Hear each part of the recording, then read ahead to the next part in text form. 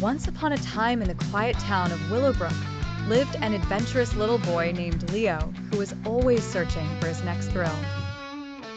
One day, while exploring the pond behind his house, he found it teeming with frogs of all sizes and colors.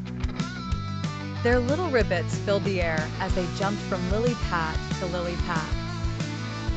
Leo, with a curious spark in his eye, thought to himself, "People eat all sorts of things, fish, crabs, and even snails. I wonder, could frogs be good for dinner?" He ran back home and announced to his parents, "Mom, Dad, let's have frogs for dinner tonight."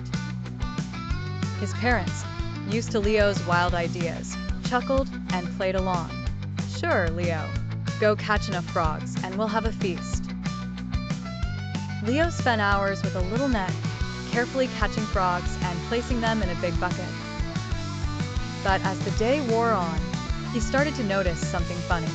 Each frog he caught seemed to have a unique look and personality.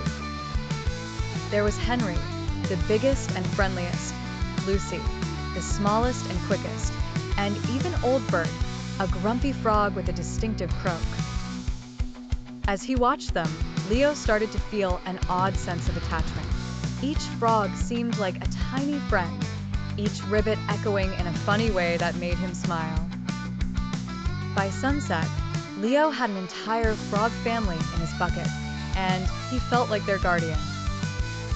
When he returned home, bucket in hand, he looked at his parents, suddenly unsure.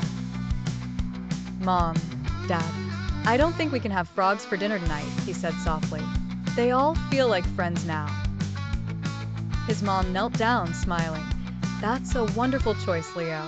How about we have spaghetti instead, and you can return your friends to the pond tomorrow?"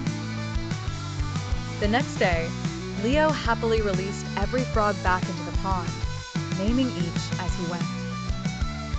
From then on, Leo became known as the frog friend of Willowbrook, and though he never ate frogs for dinner, he was always welcomed by their ribbits whenever he visited the pond, a reminder of the friends he had made and the meal he'd never forget.